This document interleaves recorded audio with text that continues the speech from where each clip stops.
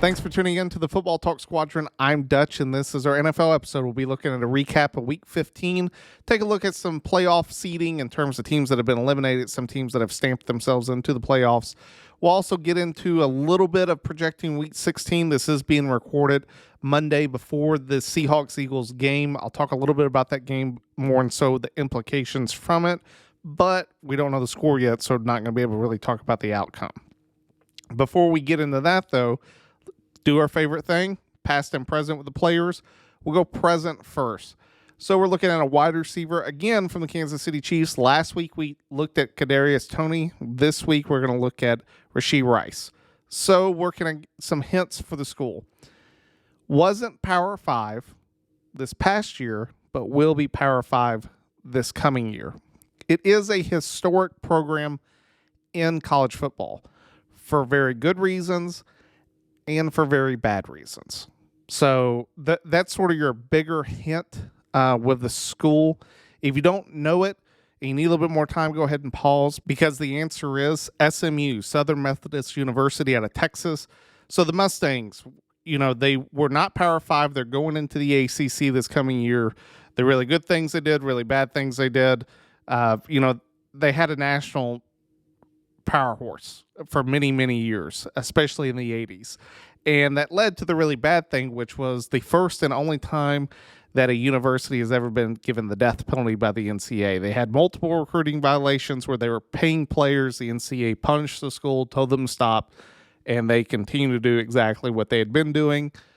Ends up getting them the death penalty, really, for lack of better words, castrated the program.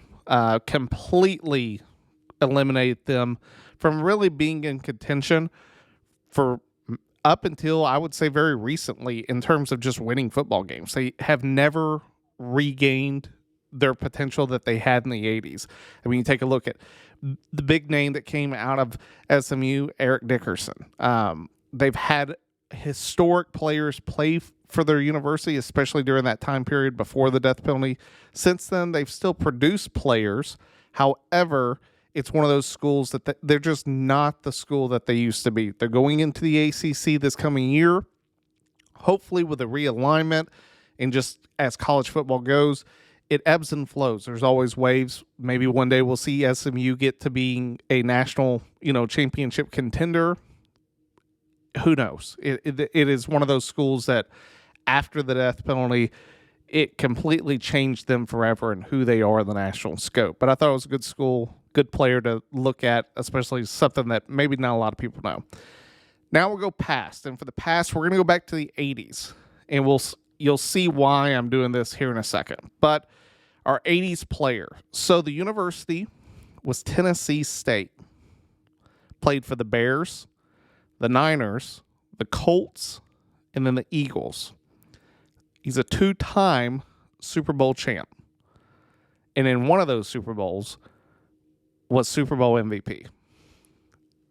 Now, I know that's a little bit. We'll go right one more time. Tennessee State, Chicago, San Fran, Indianapolis, and Philly. Won 2 Super Bowls, as I just stated. Those are really sort of your bigger hints. If you need this is sort of the other bigger hint, because it will tie in with the Super Bowl MVP and sort of give it away. If you know anything about Super Bowl MVPs, played defense. Not an offensive player. This is a defensive guy. If you need a little bit more time, go ahead and pause, because the answer is it's Richard Dent. So Richard Dent played on the 85 Bears, defensive lineman for the Bears. Amazing football player. Won 2 Super Bowls with the Bears, and then when he left the Bears, played for the 49ers in the 1994 season when they beat the Chargers in the Super Bowl, won another Super Bowl. But part of that historic 85 Bears defense that is all, here we are over 40 years later, and it's still sort of the standard of the National Football League in terms of how defense is played. Suffocating defense, literally. They were one game away. If it hadn't been for the loss of the Dolphins, you would have had your second team to go undefeated in NFL's history. The Bears were that good. That defense was amazing. They're known for so many other things. The Super Bowl Shuffle. You got Walter Payton, the refrigerator. That Mike Ditka. All those guys came out of that era. That's sort of what the 85, Bears have always been remembered for it. And it's even more what the Bears are remembered for. That we sort of always look at the Bears as sort of a historic defensive team in the National Football League. Really one of those teams that's sort of the focus and sort of how they've hired their coaches in the past. And that's sort of what brings me to bring up Richard Dent and getting into the Bears is sort of this coaching carousel that we're about to get into as we're getting towards the end of the season. Taking a look at some eliminated teams from playoff contention out of Week 15. So the Jets have been eliminated. The Patriots have been eliminated. The Titans have been eliminated. The Washington Commanders have been eliminated. The Carolina Panthers have been eliminated. And the Arizona Cardinals have been eliminated. Why do I say this? So we're getting close to Black Sunday, which is usually the first wave of NFL coaches that are fired. Taking a look at a lot of these programs, the Panthers have already canned their guy. I would say the Commanders are probably well on their way to firing Ron Rivera. The Cardinals have a new coach. They're not, without Kyler Murray playing for the whole year, there's no danger there. The Titans could easily fire Vrabel. I don't know where they're going to go. I think that does happen this offseason just because of the turmoil in Tennessee and the complete roster changes that need to happen. Then you got the Jets. I don't see them making a change at head coach. What I do see them making a change at his offensive coordinator and then just really trying to change the offense this offseason with a healthy Aaron Rodgers projected next year. And then you have New England. But I also brought up the Bears. The Bears have not been eliminated from playoff contention, but I do think that they are probably on their way to firing Matt Eberflus as a head coach. The reason I bring all this up is another team that has not been eliminated, but did fire their head coach after just an absolute beating on Thursday night. So the first game, you had the Chargers versus the Raiders. Raiders win 63-21. I watched the game, and it was a blowout from the very beginning. I mean, not having Herbert in the game changed things a lot. It didn't change things in terms of that they were going to win that game. The Chargers are a really bad football team right now. And Staley owned a lot of it. Now, they also fired Tom Tisseko, who was their GM. And we're going to get into that real quick, just in terms of the coaching moves. I know I talked about the Bears and some different teams, so we'll get into a little bit of coaching before we get into the rest of the game. So after the game, a lot of people are saying that they should have fired Staley at halftime, which I thought would have been hilarious if they actually did that. But they did fire their GM and head coach. And I think it's important to take a look back and found some different things that I thought was interesting. So Tom Telesco was brought in 2013. So you have to remember where the Chargers were at that point. They had come off Marty Schottenheimer and Norv Turner. You're talking about really the Chargers that especially like my generation grew up watching. Young Phillip Rivers, LaDainian Tomlinson, you had Antonio Gates, Vincent Jackson. On defense, you had Junior Seau, you had Antonio Rogers-Cromartie. You had a ton of guys on this team that were never capable of getting to the Super Bowl. I brought up Richard Dent playing for the 49ers. That's the last time and only time the Chargers have ever been to the Super Bowl in 1994, and they got shellacked by Steve Young in that Super Bowl. I think Steve Young threw for 5 touchdown passes, really cemented him as, hey, this is the heir apparent to Joe Montana. Finally got the Super Bowl win. But the Chargers from that point have always been this team of mediocrity. You take a look at, Marty Schottenheimer went 47-33 from 2002 to 2006. They bring in Norv Turner from 2007 to 2012. He goes 56-40. But then they fire their GM and head coach, at that point was Norv Turner, and they bring in Tom Telesco. His first hire is Mike McCoy, who lasted until 2016, went 27-37 as a head coach. So under 500, they end up firing him. They moved to LA. When they moved to LA, he hires Anthony Lynn, 2017 to 2020, goes 33-31. And then ends up canning him. At least he had 2 games above 500. Hire Brandon Staley. Recently fired, this week, went 24-24, just a 500 football coach. When you look at the timing of both of the hires and fires of the current and past GM and head coach, it's eerily similar. Like, let's go back to 2013. You have a slightly, he's 6 years from leaving the Chargers at that point, Phillip Rivers. LT's gone, Vincent Jackson's gone, Junior Seau's gone. They still had Antonio Gates. He's sort of towards the back end of his career as well. But the Chargers are one of those teams that on paper you sit back and you looked at and they're putting up really good numbers. They're just not having the win category that you want.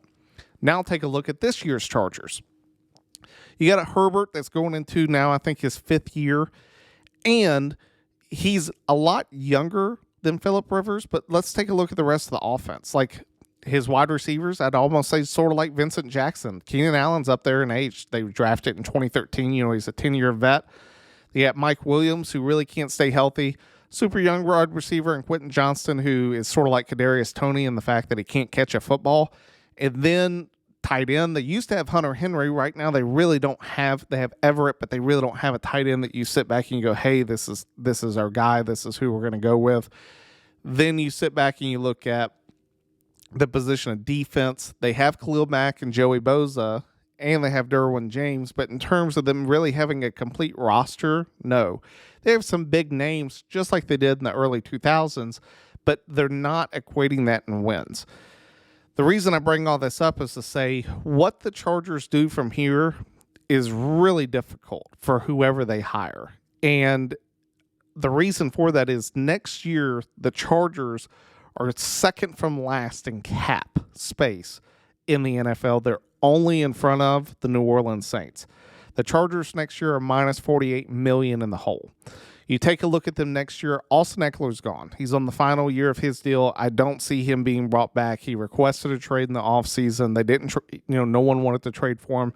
He really hasn't had a great year by any means of the standard. And it was funny, I was talking with Maul about it. I think the reason Austin Eckler gets so much, like, at least from a fan's perspective, a look at as being like a really good NFL running back has nothing to do with really like him as an NFL running back in terms of week in, week out. Like, here's the guy that is making consistent plays. It comes from fantasy. Like, fantasy football has made Austin Eckler a better running back than really he is in the NFL. He has really good stats that gets touchdowns and in the goal line situations. But in terms of him being like this game-changing NFL running back, he's not that. And it's not really like a shot at Austin Eckler in terms of like he's not any good. It's just like you're not going to put him into the same category as like an Adrian Peterson or, an elite NFL Christian McCaffrey's another name. If you want a present-day name that comes to mind immediately, that Austin Eckler's not that. Like, he's not close to Christian McCaffrey, especially in terms of production and being able to just do all the different things that he does. He's not that type of guy. Is he a good NFL running back? Yeah. But is he worthy of a huge contract? No. For the Chargers this coming year, Khalil Mack next year on his deal is due $38 million. Like, and then you got Joey Bosa, who I think Joey Bosa is probably the most overrated NFL defensive player right now in the league, and it's just because he can never stay healthy. And even when he is healthy, and I don't know if it's one of those ones that he's never truly been healthy since he really came into the league, but he really has never produced. He's never been that guy that you sit back and you're like, dude, this guy has really made plays week in, week out. In fact, he's been outplayed by an older Khalil Mack since Khalil Mack has shown up. Like, the fact that both of those guys were brought in to really challenge Kansas City in that division and make a statement with the two, superstar defensive ends, nothing's changed for the Chargers in terms of defensive production outside of Khalil Mack having some really good games, but they're still giving up a ton of points as we saw, Thursday night. Whoever they bring, and I say all this to say, the Chargers are going to be a completely different team next season. Austin Eckler is most likely gone. You're taking a look at Bosa, Khalil Mack, and Derwin James on defense. I would argue that at least one of them's gone. If not, a complete restructuring of all of their deals. On offense, you got Keenan Allen, Mike Williams, and Quentin Johnston. Quentin Johnston isn't going anywhere. The reason, in my opinion, they drafted Quentin Johnston had nothing to do with, I think, that they thought he was the best player on the board or any of that. I really think it was in order to let one of these two senior guys go this upcoming season, whether it be Keenan Allen, Mike Williams, or possibly both. I really like Josh Palmer. Like, he's a really good player in the slot. A little banged up right now, but he does a really good job when he's on the field. You take a look at those two senior guys. Are they worth the money that the Chargers are going to have to pay them next year? No. Like, they have to make room in the cap, and they have to be able to build a team around Herbert, and Herbert's still young. Herbert's going to get a huge deal. Like, when Herbert signs his multi-million-dollar deal, it's going to be massive. In the same regards of, like, Joe Burrow and other guys. When his rookie deal expires, they're hurting for money. That's why I just sit back and I look at the Chargers. Whoever they bring in at the position of GM and head coach, it has to be someone that you sit back and you're not willing to move away from in 2 years. Maul's talked about a lot with sort of the coaching carousel of the NFL, and it really is true that when you take a look at the NFL and sort of how it operates, more times than not, teams, they continually just swap out a head coach thinking that, like, hey, this guy's just going to get us a ton of wins. And anything less than a ton of wins is not, acceptable. And you sit back and whoever the Chargers hire in has an impossible job year one. They have to fix the cap. They have to get rid of all these old guys, bring in a ton of new guys via the draft and then possibly free agency. But in free agency, it's really not going to be possible because after you restructure deals and everything else, you really only have the money in order to just bring in brand new guys, from the draft. That's all you can really afford. You can't go make big splashes in the offseason. It's just not something that's going to happen. But then you sit back and you look at, well, where do you want to go for a head coach?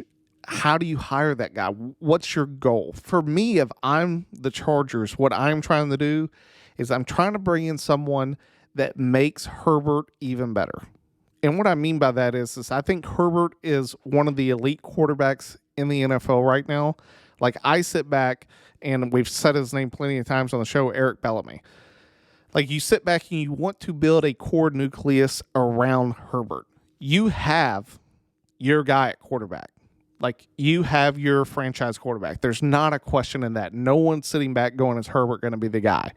That question's already answered. What you're wanting to do is you're wanting to build a team around him through draft picks, being able to go out and get offensive linemen, being able to forge up the defense with defensive linemen, maybe some guys in the secondary. You're wanting to build a team around Herbert. But it takes time. Like, it's not a one-hit wonder. Most coaches don't come into a great organization that just needs one or two players left to go. The coaches are being fired because they have a lot of problems, and that's exactly what the Chargers have right now. When you sit back and you think about them as well, what's the Chargers' outlook? It's not just like the battles within the organization themselves. It's also the battles on the outside because of the division they play in. Like, they have to play against Patrick Mahomes, Travis Kelce, and Andy Reid every single year. Like, that's their competition in the division. And you got the Raiders, and you have the Broncos. I would argue that, based upon last night, right now, all three of those teams are better than the Chargers. Yes, Herbert didn't play. But from the standpoint of the trajectory of those other teams, with their caps, the players on the team, the head coaching personnel, all of the other ones are probably on the up. The only team that you could possibly question is maybe the Raiders. Like, how do they go in terms of their head coaching search? Who do they go find? It'll be interesting going forward from that division. From that standpoint, though, you have to sit back and go, so head coaching picks, like, what do you want to do? Who's available? Who's on the market? For me, this is sort of my logic. You take a look at some of the really good head coaches in the league right now that are young. Sean McVay, Kyle Shanahan. You had two guys that, what do they do best? They call offensive plays, and they do it exceptionally well. What do both of those guys do as head coaches? They still call the offensive plays. Why is that? Like, in my opinion, the reason that both of those guys were hired is how well they coached an offense. Like, they were able to call the perfect play at the right time to get those guys at the right position and really utilize the team. When you take a step back and you look at, say, other coaches who have done that, really good at a position, then they get brought in a head coach, but they give up that duty. Like, the first one that comes to mind, Rex Ryan. Like, here's a guy that comes in, he's a great defensive coach. You pull him into a system, and now with all the additional responsibilities of being a head coach, it's like they'll give up that defensive play calling. You sit back and you look at McVay and Kyle Shanahan, no one is going to call offensive plays as well as they do. No one. Like, that's why they got hired. So when they get brought in as a head coach, they have to be able to still call those plays to an exceptional level and manage the whole team. And that's really the difficult part of becoming an NFL head coach, is that you either have to be able to assume all the roles and be able to call plays, or this is the other real key, you have to be like a Bill Belichick. And what Belichick does is, inside of that organization, he has found guys to be able to coach very specific things that allows him to manage the organization as a whole. His philosophy is still defense, so he's able to go in and make adjustments where need be, but he's a great hire of head coaches. The other guy that does it really well is Pete Carroll. Like, Pete Carroll, you don't see him on a headset calling plays, but what you do see him is he's made very good decisions in-house of who to hire, who to trade out. They get rid of Russell Wilson. I get that Geno Smith isn't working out right now, but from a standpoint of coaches who have been really good at not having to be the play caller for the offensive or defensive side of the ball, but sort of the organizational whole, you have those two different type of coaches. The Chargers need someone that when they come in is really good at what they do. Like, I don't think the Chargers have had a coach that I would sit back and I would say is a superior offensive or defensive mindset guy. And that's what the Chargers need. They need someone who's able to do those things and still be able to manage an NFL franchise. It's extremely difficult. And then you also have to find a GM that's willing to bend to the needs of the coach.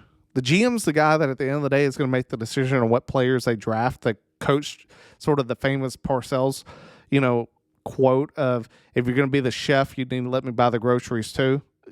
That's the thing with the GM. The GM's the one buying the groceries. They have to get along with the chef. They have to be able to be on the same page of what are we cooking tonight. For the Chargers, that's difficult. And the reason I bring up the Chargers is they're already in a mess in terms of they've made their bed. They fired their head coach. I think it was a great fire of both of those guys, but now they have to go find someone else to go do it. And the reason I bring this up, I know that was long-winded just on the Chargers, is last night I was sitting back thinking with the New England Patriots. Here's a team that since Brady has left has been in turmoil. Who is in the better position to lead that franchise? Is it Bill Belichick or is it someone brand new? Because when you look at NFL hires, think about all the guys that struggle being an NFL head coach. Like, we were just naming some guys, fictitiously of who the Chargers should hire. It's like, should they go out and get Matt Rule? What about Frank Wright? I don't know. What about Jeff Fisher? How bad of coaches can we just go? Maybe Urban Meyer. Let's bring him in. What about giving Josh McDaniels a third go at being an NFL head coach? You sort of sit back and look at it from that standpoint and you go, more teams have hired guys that have hurt their franchise for longer than the time that they were the head coach than coaches who have been really good for the organization. Like, that's the NFL. And ultimately, sort of when you look around, you go, and those franchises have never changed. Like, think about the 85 Bears. Like, post Ditka, the Chicago Bears have constantly been having new quarterbacks and new head coaches. New quarterback, new head coach. New quarterback, new head coach. Think about the Jets. It's the exact same thing. The Browns, the exact same thing. Like, you have had teams, the Lions, outside of, getting golf the past few years, and Stafford, They may have had the quarterback, sort of like the Chargers have had with Rivers and now Herbert, that they've had some core guys, but they never can get the head coach right. They've always just had this cycle of every 2 to 3 years firing a coach. Meanwhile, you got Belichick, who's got 6 Super Bowl rings. You have Mike Tomlin, who's never had below a 500 season in the NFL as a head coach. He has 2 Super Bowl rings. You got John Harbaugh, who's had bad years with the Ravens, but at the same point has also got a Super Bowl ring. Like, you have guys that have, reached the pinnacle of their sport, and regardless of how the team does that year, they've been left in place. Why? Like, why do the Steelers do that? Why do the Ravens, the Patriots, why have these teams sort of just set back and be like, look, we're sticking with this guy? I think it's because they understand that as long as they hire the right guy and they know, like, hey, give it time, we're still going to have winning football teams here. It's far better than taking an unknown product with a new NFL head coach and seeing how he can do with now a bad roster. Because for me and the Patriots, let's say the Panthers win a few more games, and let's say the Patriots end up with the number 1 pick. Let's say they take Caleb Williams. Who's better to develop Caleb Williams and that Patriots team than Bill Belichick right now? Like, do you think that Belichick isn't the right guy for the job in that scenario? Now, I can see that if the Patriots were sort of, had a different draft pick, that maybe they don't have a guy that they can go out and get right now, maybe that changes the answer. But in my mind, it really doesn't. Like, Belichick, for as bad as the Patriots have been the last few years, is still the guy. It shows every time that someone hires a staffer away from him and they do terrible in the NFL. It's the fact that, well, he wasn't Belichick. I sit back and I look at him. I look at the Chargers. I look at the Bears. Where are the Bears going to go with Matt Eberflus? Like, here's a guy that has consistently for the past few years really not lived up to the standard that the Bears want. I think the GM has made really good decisions. You think about last year, trading back, gets a lot of capital, gets DJ Moore. Then you look at this year. Maybe they have the number 1 pick. Do they take a new quarterback? Or in my opinion, do they stick with Fields, build a really good team around Fields, trade that pick back, get more either picks or players for the future, and build the team that they want in a few years? That's the question for the Bears. It's a question for the Patriots. It's the question for all of these franchises that are in a direction of change. Of, do you continually change out the head of your ship to see if you can find a different product? Or do you find a guy that you're going to sit back and go, build a team, let's build a nucleus of players around this guy and see what happens in about 5 to 10 years?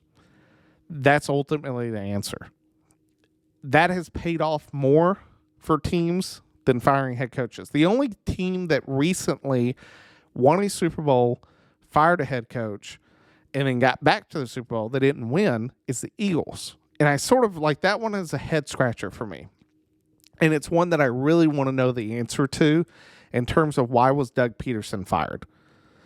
I think the answer revolves around Carson Wentz. My bigger question is where did the sides fall? Was the Philly organization stuck on Carson Wentz? Meanwhile, Doug Peterson really likes Jalen Hurts. Or was it vice versa, that, Peterson was really high on Carson Wentz and the rest of the team was really high on Jalen Hurts? I don't know. And I don't think anyone will until, a few years from now when it all comes out, the dust settles and people have gotten out of the league, that you'll start to hear more and more about why was he let go. My thing, though, is if you look at right now, who would be the better guy on that offense? Like, it's clear that the Eagles are missing an offensive mind. Is Nick Sirianni that guy? I don't think so. Would Doug Peterson be doing a better job on offense right now? I like to think he would. Like, that's just my personal hot take on it. But this is the problem that franchises get, is that you're not going to find the Belichick. And it's very reminiscent of college. Like, so many teams are chasing the next Nick Saban. And regardless of how you feel about Nick Saban, if you look at it from a championship perspective, he's the greatest head coach in NCAA football history, bar none. Won more championships than anyone else. and built a dynasty that's really unmatched at this point. When you sit back and you look at that, if you're holding your coach to that standard, what you're trying to say is you're either going to be the greatest head coach of NFL history or NCAA history, or we're going to fire you. Like, that's sort of the mindset that I think teams get in, that we are either going to win a Super Bowl within your first 2 years of being here, or you're already on the hot seat. It just doesn't work out for franchises. In fact, it really hurts a franchise, because guess what? That dude already spent draft picks. He's already made decisions that year, and probably for the next few years, if he's made some trades and done some other things that you can't catch up from. You have to be willing to sit back and go, how do we take a look at where head coaches are, how we're going to bring them in, how much rope are we going to give them? Are we hiring the right guys that are capable of managing an NFL franchise? There's just a ton of questions. And it's why the NFL has really bad teams. It's why they have really good teams. More times than not, the teams that are really good are the coaches who have been given rope to have some down years, not win a Super Bowl in a few years, but still be given the keys to the kingdom to make the decisions that's in the best interest of the franchise. That's all I'm trying to say with that. So, going forward, we'll go break into the Saturday games, the Sunday games. We'll talk a little bit about the Eagles-Seahawks, and then we'll wrap up the episode. So I do thank you guys for tuning in. I know that was a long rant on coaching, but I thought it was valuable and something to just take a look at going forward. You got the Vikings-Bengals. Somehow Jake Browning has the Bengals in playoff contention, and the Vikings are looking worse and worse each and every week. At the end of the day, Justin Jefferson, the one thing that I will say about this game with Justin Jefferson didn't play, I got a theory. This is a wild theory, but if it happens, at least I will have on record said it.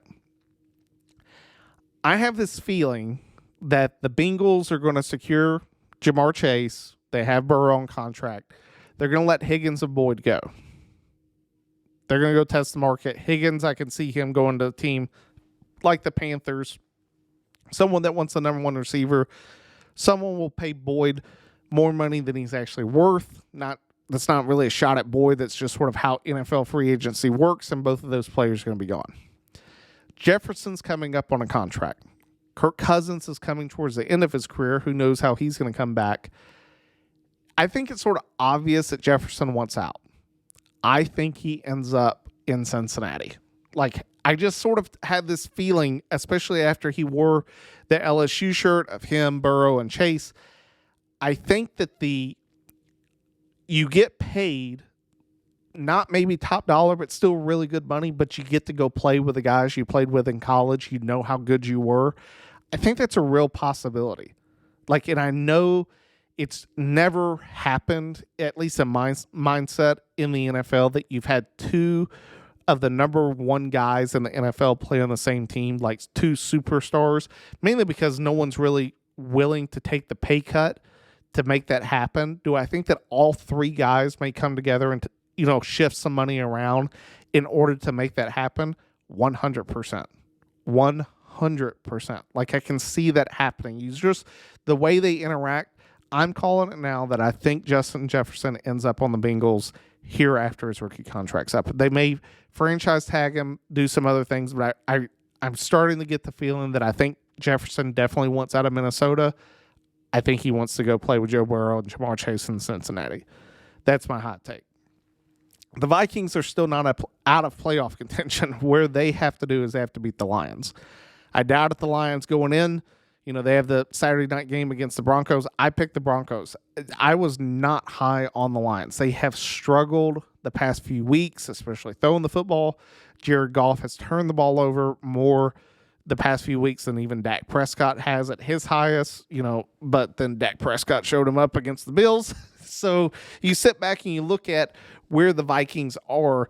They got to go beat the Lions twice in the next few weeks. So I see that happening, especially with the play quarterback, and I don't think Jefferson's going to come back this year. No, I don't see that happening in the least. I think that is ultimately it's done. The Vikings season is, I don't think, going to happen. I don't see them competing down the stretch to be able to secure a playoff spot. And if they do, by miraculous chance, they're not going to win. The Vikings, for lack of better words, injuries and player acquisition has really sort of made them who they are. They don't have a great running back. I will say the kid played really well, not Madison, but the other guy that ran the football for him. But they're just not a great football team right now. And the same could be said of the very next game of the Steelers-Colts. Like, the Steelers are sort of in the same situation. They're 7-7, same as the Vikings. Like, the Steelers aren't a good football team. We all know that. Mike Tomlin just named Mason Rudolph as the starter for this upcoming week. I don't sit back and look at the Steelers and go, this is a playoff team. They're not. Like, the fact that somehow Mike Tomlin has never had a sub-500 season, one, is in a huge threat this year because this team's not as good on paper as they've been showing. And then the other thing is, God, they are just not a good football team at all right now. Like, you sit back and you look at them, Trubisky is, I don't want to say exactly who he thought he was. Who knows what Trubisky could have become if he wasn't with the Bears? Like, if he didn't have Matt Nagy, if he had went under a better head coach and maybe not had to play right away and got some time to just sort of fill out an offensive system, sort of like Patrick Mahomes did, Aaron Rodgers. You know, you have a lot of guys, Tom Brady, they got to sit behind some guys and sort of fill things out before they got thrust into that spotlight. Who knows how Trubisky would have worked out? But as of right now, yeah, he's not the guy. Like, he's not a backup. He may be on paper, but in terms of him being able to win you football games, no. Like, and I'd argue that neither is Kenny Pickett and neither is Mason Rudolph. Like, they're not the guys that you're going to hand the keys over and say, you know, take us home. That's not those guys. They're not that. The Colts, on the other hand, you look at Minshew. Minshew's playing lights out. Like, he's playing really, really good football for the Colts, for a team that was not built around him. I sit back and I look at what's happening with the Colts, and this sort of goes back to that head coaching thing. Who is their head coach? The offensive coordinator last year for the Eagles. Like, it's clear that this guy knows how to put guys into the right position to win games. Colts are in playoff contention. The Colts are in contention to win their own division. For a team that I know me and Maul both didn't think really had much of a shot of winning the division, they're right there. Jacksonville's having a bad year, especially with the injuries to Nico Collins and Tank Dell with the Texans, and based upon if C.J. Stroud ain't playing, it's not going to happen. You sit back and look at them and you go, which team has the best chance right now, all things being equal? It's the Colts. Like, the Colts have the best chance to win that division. They're playing good football right now. That's it with the Colts. And then just like we talked about with the Lions and the Broncos, it was a great win for the Lions. The old Lions lose this game. Like, when it really, because let's be honest, this game really mattered for the Lions. You're about to go into having to play the Vikings twice in the next 4 weeks. You sit back and look at that and you go, hey, like, we need to figure it out, because if not, we're going to be hurting going forward. Like, we need some help. You sit back and look at that and you go, the Lions winning that game helps them finish the season out. Now, where are they going to be in terms of standings? They're going to have to go on the road. Like, the 49ers have clinched their division. They're 11-3. The Lions are 10-4. I don't see the 49ers losing enough games going forward to make it so that they are not the number one seed in the NFC. The Lions, good thing for them is they are one Philadelphia Eagles loss away from being tied with the Eagles in terms of win-loss column.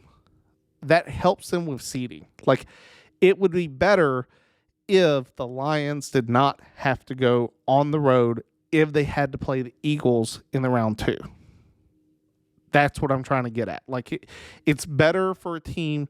Like, when you take a look at the rest of the division, you've got Tampa Bay sitting at 7-7. I think that they're sort of the favorite right now. You do have Minnesota sitting at 7-7. I don't see that happening. You got the Cowboys at 10-4, the Eagles at 10-3, and then, you know, who's your other possible playoff team? You got the Rams at 7-7, and the Saints are at 7-7. So either Philly or Dallas is going to win their division. You get the Lions winning their division. They're going to be the 2 and the 3 seed. 49ers getting the week off. Who the Cowboys and Eagles going to play? Tampa Bay and possibly either LA or the Vikings. Yeah, give me either the Eagles or the Cowboys to win that game, and then the Lions to win their game. Then you look at the following week. So it pays to be the higher ranked team. Why? I don't want to play San Francisco. I would much rather go play Dallas than have to play San Francisco. I'd rather play San Francisco when there's more on the line. Why do I say that? Guys they play better. If the Lions are in the NFC Championship against the 49ers, now the 49ers are going to bring it, don't get me wrong, but it's one game. It's any sort of the Sunday or the quote on the movie for the football movie, any given Sunday. Anything can happen in that 60 minutes. I'd rather take my chance then with everything on the line to get into the Super Bowl than meet them in a divisional round that they've had a whole week off. That's just my personal take, but we'll see how it goes for the Lions. They beating the Broncos made it a lot easier themselves to keep that home field a little bit longer. Are they eventually going to have to play the Niners on the road if they want to get to a Super Bowl? Yes. I'd just rather do it at the end of the road than at the beginning, and then maybe have to go on. If you lose again, and you in terms of not before the play or not in the playoffs, but before, and you somehow beat the Niners on the road, and then you have to go to Philly or to Dallas, that makes it even harder. I'd rather be a team that has the number 2 seed. That way, if I'm going to play them, it's at the very end. And if somehow someone beats the Niners going forward, I own home field for the rest of the playoffs. I guarantee you Detroit will pack that place. No one will be selling their ticket for an opposing fan to get into that stadium for any home game for the playoffs for the Lions. The Lions will sell that place out 100%. Fans will probably stab other fans to keep opposing fans from getting into the stadium. That, the Lions want a Super Bowl. They believe that their year. They sold out home tickets. That place will be amazing for playoff football. Guaranteed. Then we'll get into, or before we leave that, you got the Broncos. The Broncos now are 7-7. You sit back and you look at the standings in the AFC. The AFC is wide open. Wide open. Yes, you have Miami. Yes, you have Kansas City and the Ravens. Outside of that, it's a mess. An absolute mess. You sit back and you look at the AFC North, you have the Browns at 9-5, the Bengals at 8-6, the Steelers at 7-7. Let's go ahead and bury the Steelers so they're not making it. Then in the AFC South, outside of the Titans, all the teams are 8-6. Jags, Colts, Texans, all 8-6. Based upon right now, just like I said, I think the Colts have the best chance. Jacksonville's not playing good football. Let's just say it for what it is. They're not playing what you would like to see out of them. Then on the standpoint of, well, where else are you going to go? The Texans, without Tank Dell, they're just not the same football team. And they're young. Let's just be honest. They're not the team that you would look at in terms of, hey, this is a team that has a great potential because of the injuries. They need another year, especially with Tank Dell being out. So it's really between, in my opinion, the Colts and the Jaguars. Then with the AFC West, the Broncos are right there at 7-7. The Broncos have a good chance to backdoor their way into the playoffs. They just have to win a few games. Now you sit back and you take a look at the Broncos' schedule. That's where you sit back and go, I think they have a good chance. They play New England next week. Then they get the Chargers and the Raiders. 3, in my opinion, very winnable games, especially the next 2 weeks. They could be sitting at 9-7 playing the Raiders for possibly, a spot in the playoffs. If that happens, the Broncos, I think, get in. Then you look at the AFC East with the Dolphins, Bills. We'll break it down in this once we get into the Bills game. That division is going to be decided over the next few weeks as well, which is great for NFL fans. There's really good competition and really good games coming up. But for the Broncos, it hurts them with this loss, but they still have a great chance to control their own destiny, in my opinion. Then we get into the Sunday matchups. You got the Bears-Browns. Heartbreaker for the Bears. You get up, you have the Browns beat, you can't put it away, and then at the very end, when all hope seems lost, you throw a Hail Mary and it hits Mooney right in the chest as he's laying down. All he has to do is just give the football a hug. It's in his chest, but he does the most Bears thing ever. You have a chance to win on a Hail Mary.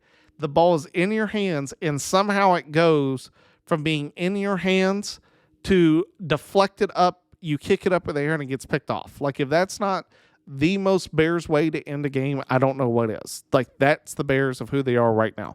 Fields still looks good. He needs help. Like, I was sitting back talking with Maul about it. Like, for me, if you gave me the keys to the Bears, they trade out of the number 1 overall pick.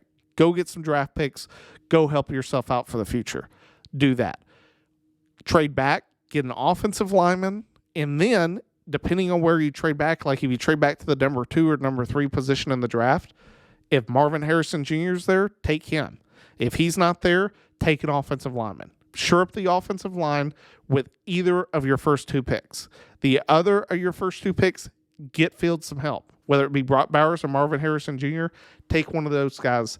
If both of those are gone, get another offensive lineman or get a defensive lineman. I don't care, but fix the trenches. Fix the trenches. Then, in the offseason, spend some money. I sit back and I go get Mike Evans. Go get Mike Evans on the outside. Him and DJ Moore. Like, it's true that watch Fields. When he drops back, he looks, where's DJ Moore? Because none of these other guys are going to catch this football outside of Cole Kmet. Like, go look for someone outside of DJ Moore. The Bears don't have it. Go get Mike Evans. Mike Evans and DJ Moore in the same field, great. Running back, go solve that with Saquon Barkley. You have the money. Go get Saquon. Go get Mike Evans. Build a team around Fields. Have draft capital for the next few years to sit back and go get really high-quality players in the draft and see where it gets you. The Bears should be, on paper, in my opinion, a Super Bowl contender for the next few years if they trade back out of this draft and get 2 to 3 years of first-round picks. It's just my opinion. They have to make the right calls in the draft and get the right guys. But the Bears have a tremendous upside right now with all the picks that they hold. That's just my opinion. The Browns, Joe Flacco did look bad. Threw a bunch of picks. And at the end of the day, I go, it's not really a surprise. Like, here's a guy that hasn't played football in close to a year. He's looked good, and he found ways at the end of the game to be a veteran and win the game. But the Browns defense is it's what's going to get them wins. Can they get into the playoffs? Absolutely. The AFC, it's a down year. Like, ultimately, in my opinion, you can go ahead and say whoever wins the NFC is going to win the Super Bowl. Like, I don't see the Ravens beating the Niners. I don't see the Ravens beating the Eagles or the Cowboys. The stronger teams coming out of the NFC, I don't see the AFC competing. Just my hot take. The Browns have a good chance to sneak into the AFC playoffs, but they got some big games coming up. You take a look at the Browns and you sit back and go, well, where are they at the next few weeks? They get the Jets, next week they get the Texans, then they get the Jets, then at Cincinnati. At Texans, if C.J. Stroud is in there, great chance. I honestly, if I'm the Texans, if Stroud's not healthy, I'm sure not going to let him get banged up against the Browns defense. If it's Case Keenum, the Browns are going to win that football game.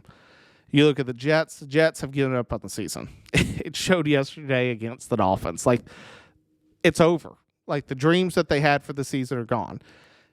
I know Aaron Rodgers can possibly play next week. By all means, now that they're eliminated from playoff contention, there is zero benefit to playing him. Outside of showing that, yes, you can come back from Achilles injury, as cool as that would be, run him out in full pads and let him be the emergency backup for the next few weeks, but at no means should you be taking unnecessary shots to Rodgers when you've already been eliminated. There's no point to putting him in. I don't put him in. I know Rodgers is probably going to fight to get in. Doesn't need to happen. But for the Browns, both of those games should be wins. Then it's really going to come down to Cincinnati. Like, can you beat Cincy? If they can beat Cincy, they probably will stamp themselves into the playoffs. The Browns control their own destiny. It's sort of going to be the theme for a lot of these teams, that if they win out, they're in. They're in. And it's the same with the next team. Tampa Bay, they go into Green Bay. Baker looks good. They get a good win. You sit back and look at Tampa Bay's schedule. They play Jacksonville next week. Jacksonville's going to be a little bit hungry after getting beat by the Ravens. But then they play the Saints and then at the Panthers. Yet again, Tampa Bay controls their own destiny. You beat the Saints and the Panthers, you're into the playoffs. Baker gets a team back to the playoffs outside of the Browns. You look at the Packers sitting at 6-8. Like, I can't sit back and look at the Packers and go, yeah, I think that the Packers are going to get in. Like, they're just not playing consistent. Their youth has surprised me at the position of wide receiver, how well some of those guys have played and caught the football. Love has looked good at times, bad at other times. The defense clearly doesn't know how to play defense. They've given up points after points after points week after week. The Packers are in need of a new defensive coach.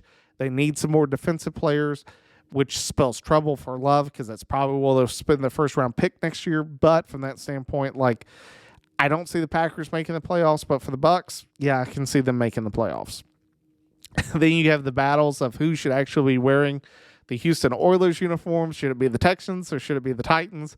J.J. Watt tweeted, Texans won. They own the uniforms now. I'm not going to argue with that. I love the Titans in that blue. That should be their permanent uniform instead of having that flaming tee that looks like a 3-year-old won an art contest back in the first grade.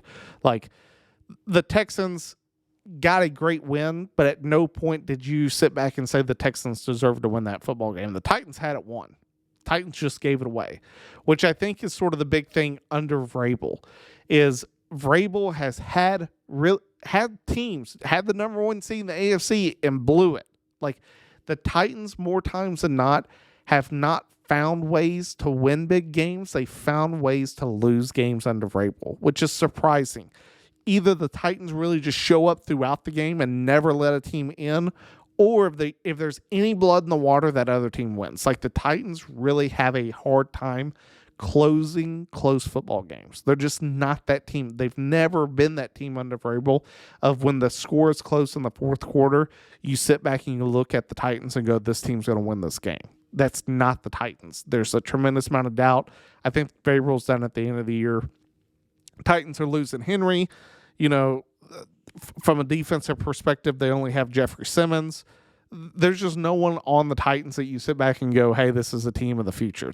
The Titans are, 5 to 10 years from being really relevant again. Then you got the Jets, Dolphins. The Dolphins, yet again, they beat a bad football team. Jets are a bad football team.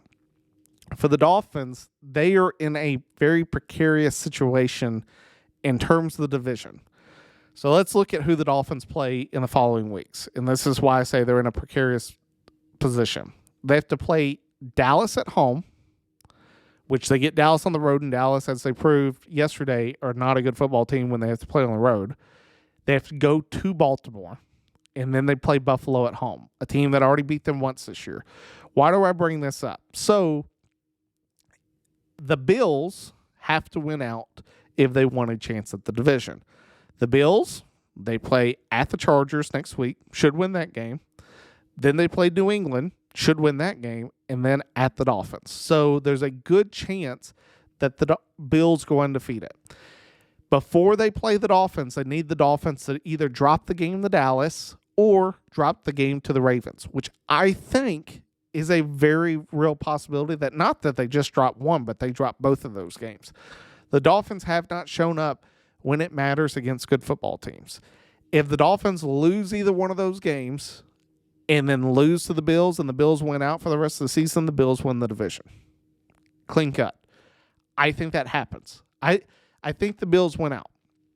The biggest trap game for the Bills is this coming week. Like, I'm not even going to put – if they get to the time where they're undefeated, Miami has a loss, and the division crown's on the line at the end of the year, Bills win the game. The biggest test of the Bills is next week against the Chargers. As bad as the Chargers have looked, the most frustrating thing about the Bills was yesterday's game against the Cowboys. You sit back and watch that game, and you're like, where has this Bills team been? It's like they play to the level of the competition around them. For them to manhandle the Cowboys as they did is huge for the Bills. But at the same time, you sit back and you look at the Bills and you go, this is the same team that lost to the Broncos, that lost to the Bengals, that lost to New England and to Jacksonville. At the beginning season, the Jets. Like, this is a team that has not played well against substandard football teams. They're coming off a huge high of beating the Cowboys. Their biggest threat is next week against the Chargers. That's just my hot take. If they can get through the Chargers just because they, one of those teams that they just fail to show up after a big win, they have a great chance to win the division. And for Miami, you sit back and look at them, it was great to see Tua win without Hill. They need both of those wide receivers to come back for the next 2 weeks because I get that they beat a really good defense of the Jets. The Jets look completely defeated that whole game. Not a team that wants to be there. The Jets have already packed it up. 2024 is their year. Like, they're not counting on anything else. The next 2 weeks for the Dolphins, though, they're going to have to play an angry Cowboys team. Plain and simple. Cowboys are going to come in hungry, trying to avenge getting shut out by the Bills. That's going to be a hard game for them. And then to go on the road to the Ravens when the Ravens are going to be competing for the number 1 seed in the AFC, good luck. Good luck. Like, I don't see the Dolphins winning that game at all. My money, I'd bet the house on the Ravens for that game. That's just my hot take. But back to the Bills, Cowboys, you sit back and look at them. For the Cowboys, where are they at? So, yes, they have to play the Dolphins next week. Then they play Detroit, then at Washington. The good news for the Cowboys is they don't have to play the Eagles again. They already have that matchup win against the Eagles, which is great for them. They really need the win at the Dolphins. The reason I say that is they're going to get Detroit's best shot. And the reason for that is if Detroit can beat Minnie next week, then go to Dallas, it's going to have major playoff implications in terms of seeding. I expect Detroit to give the Lions all they want at Dallas. Can the Lions win that game? Yes. Will they win that game? If I had to put money on it, I'm probably betting the Cowboys. But the reason I say that next week's important for the Cowboys is if they want to hold the division lead over the Eagles, the Cowboys got to win out, which it's important because of tonight's game, which hasn't happened, and it has huge playoff implications with the Eagles and Seahawks. Eagles haven't beat the Seahawks since 2008. The Seahawks are on a 7-game win streak. Not that that has any importance. The last time these teams played were back in 2020. History is going to tell you it matters. Most of those guys on both sides of the ball were not there the last time these two teams played. It's completely different players.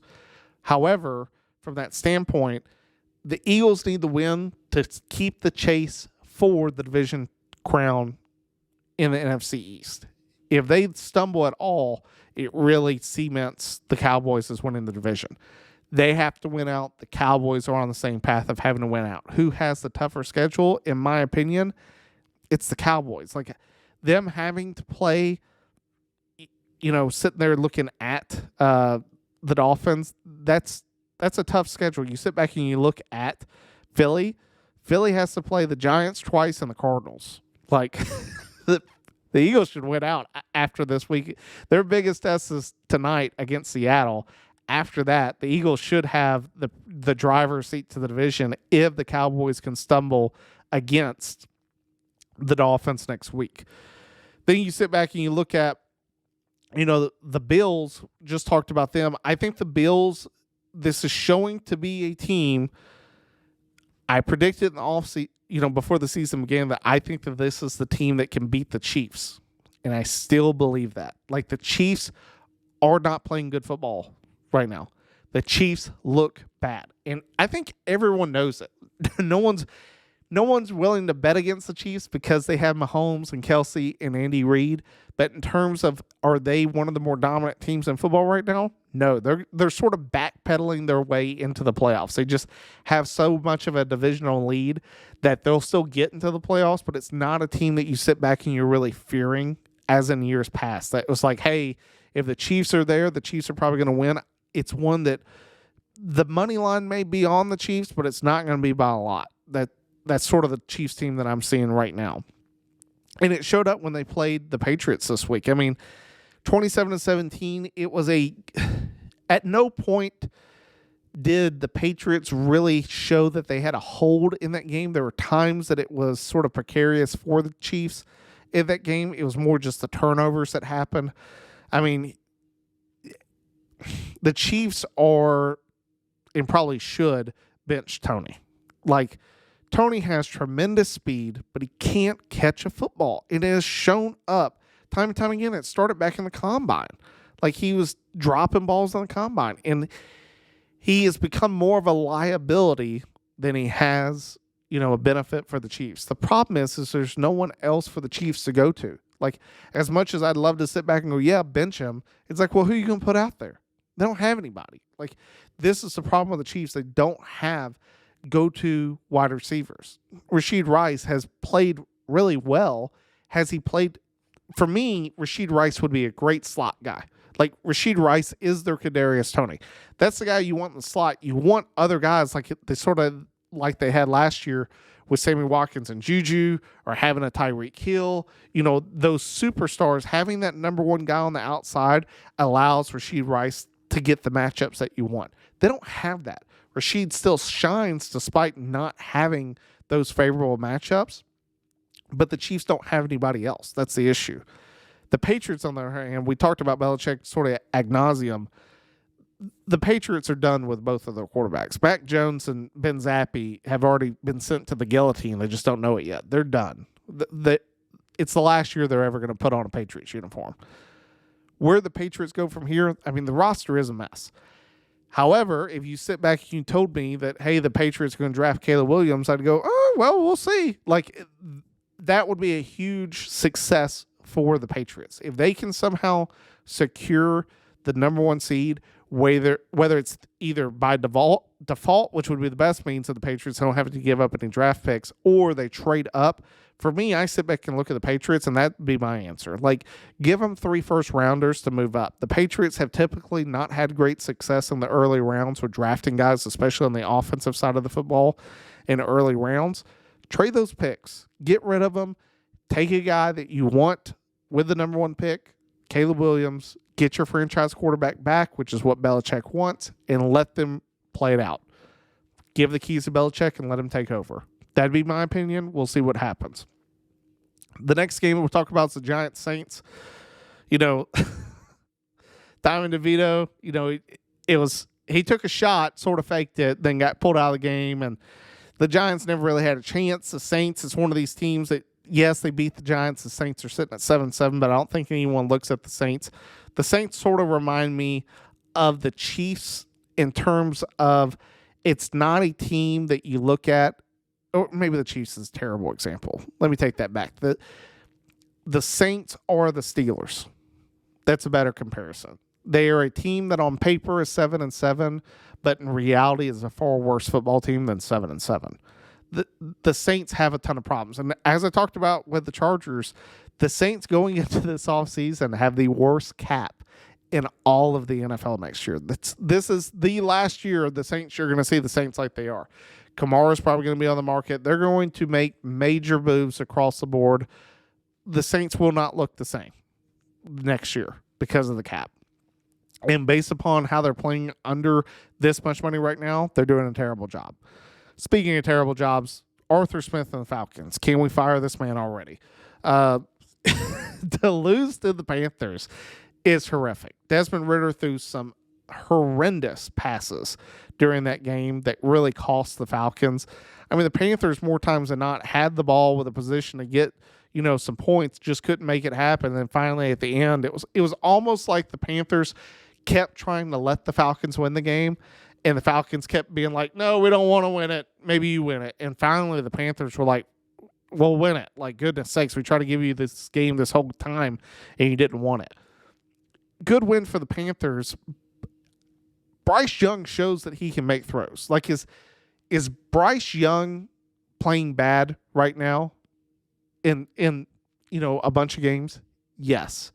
Is Bryce Young the problem in all of those games? No.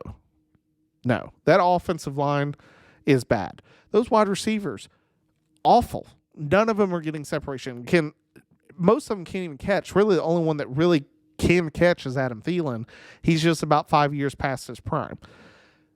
The Panthers don't have a number one pick next year. They're going to find a new coach. Who knows who they're going to go get? Under that management, it seems like if you don't make it, you're going to get fired, i.e. Frank Wright and Matt Rule. Like, you just sort of sit back and you look at the team. Think about that you've had 2 consecutive one-year coaches fired. Both of those guys have drafted different players, different philosophies.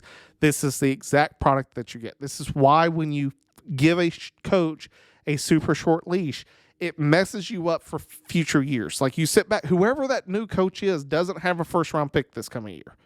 And he doesn't have any good wide receivers. He has his quarterback, but he doesn't have anyone else on offense. Like, you have 1 of 11 players on offense accounted for that you like. Outside of that, it's a mess. The Panthers are a mess. It's not going to be a desirable job, especially with the information out about the owner being a micromanager. It's one of those ones, no one wants to be a head coach for the Panthers. Someone's going to do it, but it wouldn't be anyone's dream job. Then you sit back after leaving that game, you got the Rams and the Commanders. Like, I sit back and I look at Jacoby Brissett. Jacoby Brissett, we said at the beginning of the year, is a good quarterback. Like, he has played well. He kept him in the game, tried to get him back in the game there at the very end. The Rams were trying to give it away. The Rams are a good football team. The problem is the Rams have games like this against the Commanders that you sort of sit back and go, man, it's not the team that we've like seen in the past that looks really, really good. They just look mediocre. The Rams, and still, in my opinion, are not a team that you want to play in the playoffs. Just because Matt Stafford, Cooper Kupp, Puka Nacua, they have Tyler Higbee, they have the offense, and you have Aaron Donald on defense. They have the pieces to beat someone one time. Do they have the pieces to run the table? I don't think so. But could they beat a team that they're not supposed to beat? 100%. That's the Rams. The Commanders, go ahead and fire Ron Rivera. You know, if you're sitting back and you look at the Commanders, you got Eric Bellamy. What do you do with him? Do you make him the head coach? Does he leave? Who knows? I think he's going to be a head coach. It's either going to be at the Commanders or at somewhere else. Then you look at them and you say, where do you go on paper for them? They have multiple guys on defense that are going to be coming up on contracts. Jerron Payne, Josh Allen. Then you look at their secondary. It's a mess. Linebackers aren't there. Offensive side of the football, you have some really good talent, but you need help around the football.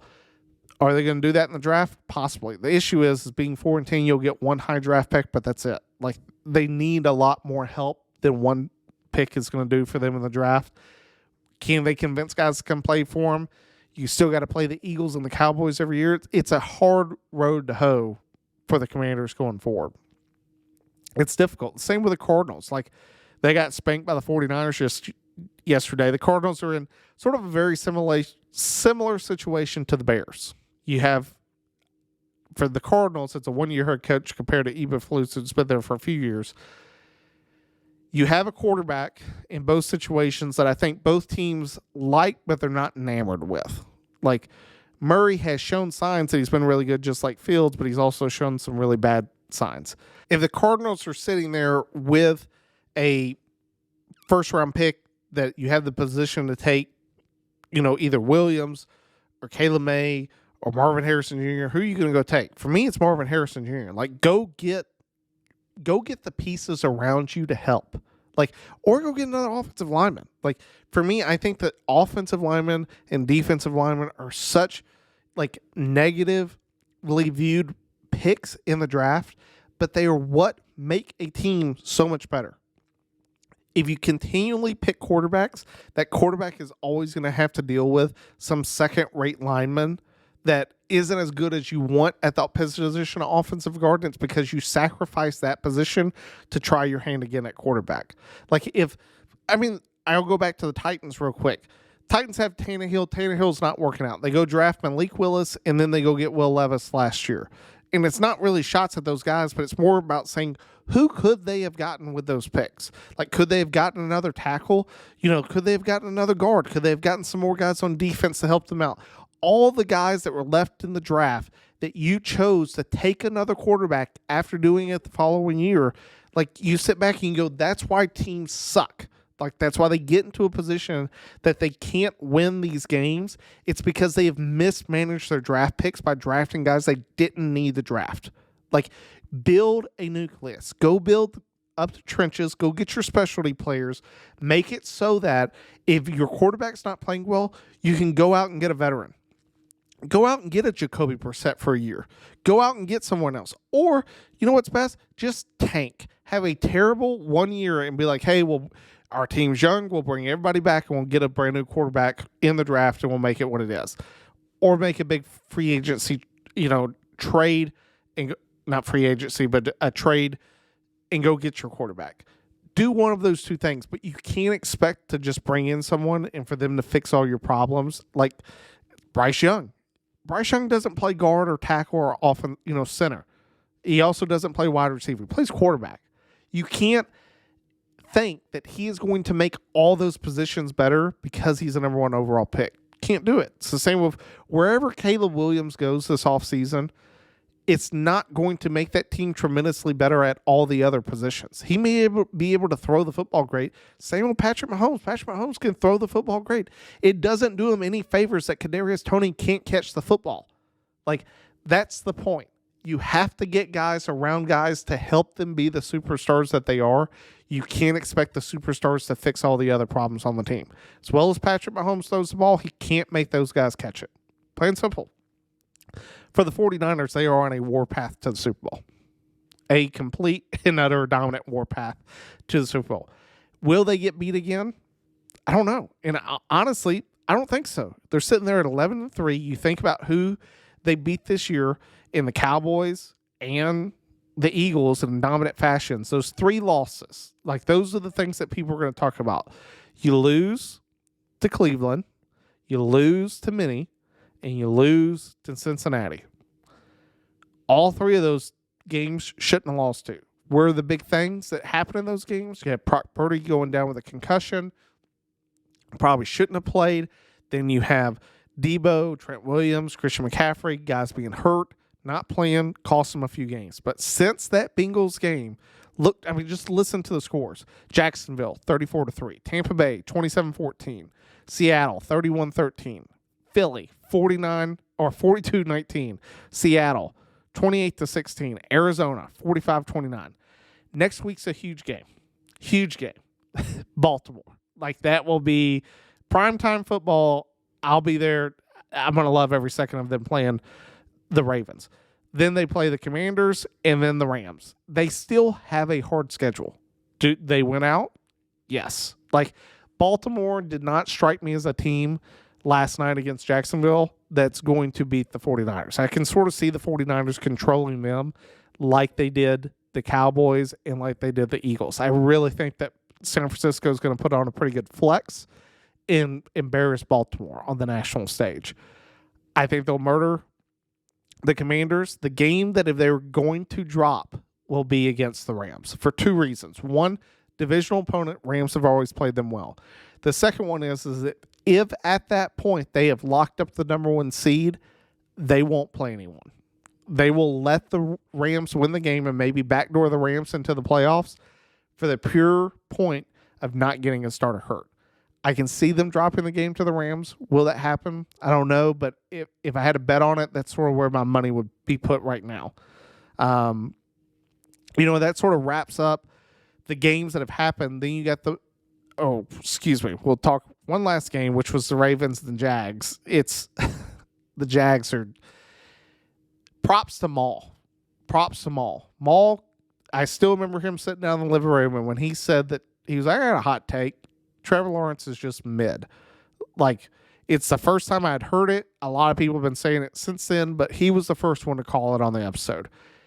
It's the truest thing since then. I can't unsee it. Like, once you see it, you can't unsee it. And he's spot on. Like, you watch Lawrence play. Does Lawrence make good throws? Yeah. Does Lawrence, have the ability to win games? Yeah. Do I sit back and on the couch and watch Lawrence play football and go, man, I got to watch Trevor Lawrence play? No. Like, he's not Patrick Mahomes. Like, he's not someone that I turn on the TV to go watch. And that's not me, like, saying he's a bad quarterback. It's not that at all. He's just not that game changer. He's not the guy that you sit back and you're like, dude, this guy's going to go win this game. Like, if I was down with 2 scores and I had to put the ball in someone's hands, Trevor Lawrence isn't on the list. Like, will I go do that with Mahomes? Yeah. Will I go do that with Tom Brady? Yeah. Aaron Rodgers? Yeah. I mean, Drew Brees? Yeah. Peyton Manning? Yeah. Like, those are the type of guys that I feel like Lawrence is like, people think he's going to progress to. At no point have I seen anything like that. I have not seen Lawrence even come close to ever falling into one of those guys' this category. That's just where he's at. Like, ultimately, where I see Trevor Lawrence, he's played very similar to Derek Carr. Those are good football. He's won some games, but at no point has he put together a season. I'm like, that's the guy who we thought he was when they drafted him number 1 overall. Like, that's Jacksonville right now. Like, you tell me I'm wrong. Tell me that he is not any different than Derek Carr. I'll let you fight over it. But, hit me up on the messaging. Send us an email. I'll argue all day with you. But I sit back and look at the Jacksonville Jaguars. Like, the Jags should be... It's funny, 2 weeks ago when they played the Bengals, all they could talk about is how if the Jags won out, they have the number 1 seed. And now you sit back and you're like, I don't know if the Jags are going to win their own division. Like, the Jags have been overhyped this whole year. That's where the Jags are. The Ravens, on the other hand, sit at 11-3. The Ravens have a good football team that has a lot of holes. And I know it's sort of an oxymoron to say that. The Ravens have good talent on offense, and Lamar is a very good quarterback, and he makes plays. But then their holes just show up. They don't have a running back. And last night they lost another one. I mean, it was horrific hyperextension of the knee for anyone that saw it. It was not something that I'd eat and then go watch. On defense, you sit back and look at them. They have a great linebacking core. They have some good players on secondary. They cannot get a pass rush home. Like, they're struggling with pass rush. And it highlights the deficiencies in the secondary. The Ravens have a good football team, but against the right team, they're going to get exposed. And where is that going to show up? It's going to show up next week. Watch San Francisco dismantle the Ravens next week. If the Ravens win, I'll be the first one to get on this podcast and say, yep, I was dead wrong about that. I would bet that the 49ers win by more than 14 next week. That's my take. I called that when the 49ers beat the Cowboys. This is a very similar situation to me. 2 teams that I think are a little bit more overranked than they really are, playing the Cowboys and the Ravens. I think San Francisco takes them apart next week. But we'll see. And then tonight's game, you got the Eagles, Seattle. It's a huge playoff game, contention for both teams. The Eagles need it to stay in the, have the ability to win their own division. The Seahawks really need this game to just stay in playoff contention to try to get into the wild card, because they're not going to. San Francisco's already clinched the division. They're just hoping for a wild card now. How the game goes, there's a lot of talks about Jalen Hurts not playing. If Jalen Hurts doesn't play, Marcus Mariota loses this game. That's how I see it happening. I think it's close. If they do win, it's not because of Marcus Mariota. It's because DeAndre Swift runs wild and the defense gets home and makes Drew Lock or whoever plays, whether it's Drew Lock or Geno Smith, look really bad. And the defense, through field position, puts the Eagles into a position that they can win a low-scoring game because they win the field position battle the whole game. If Jalen Hurts plays, they blow Seattle out of the water. That's how I see the game going tonight. The only way Seattle is able, to win is they have to not let the Philly pass rush get home. If they're having to play Marcus Mariota, if they can keep the pass rush off of them, the Seahawks have good enough players on the offensive side of the football to expose a weak Eagles secondary that, we didn't see coming this year, man, because we thought their defensive line was better. They haven't been as dominant this year. And Seattle can get the victory. They haven't won. Seattle's won since every game since 2008. We'll see if that remains true tonight. But that sort of wraps up Week 15. I know a longer episode. Talked about all the games. Talked about, the coaching carousel, the NFL, some teams that are definitely going to be looking for a new head coach, all the different things going forward. I do appreciate you guys for tuning in.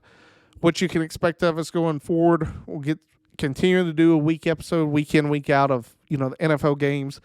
What you'll see when we get into the playoffs, it will not be so much of a recap. It's going to be more of a projector. We'll be looking at the games, sort of how we think the games are going to play out. That will sort of be the highlight going forward for the NFL, for the wild card, divisional, conference, and Super Bowl games. College, same way. We're going to try to get an episode out here soon, just giving the playoff predictions of what we're looking at with Alabama, Michigan, and Washington, Texas. Going into the offseason, we'll have a bunch of different episodes. We'll talk about the draft. Everything's on the table. We'll still produce at least one episode per week. Do thank you guys for tuning in. Please go follow, subscribe on our YouTube, Instagram, and TikTok.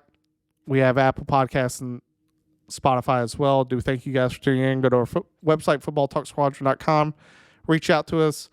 Let us know some different episode takes that you'd like us to take, and we'll get it done. But until then, it's time to pull chalks. We'll see you next time. Thanks for tuning in.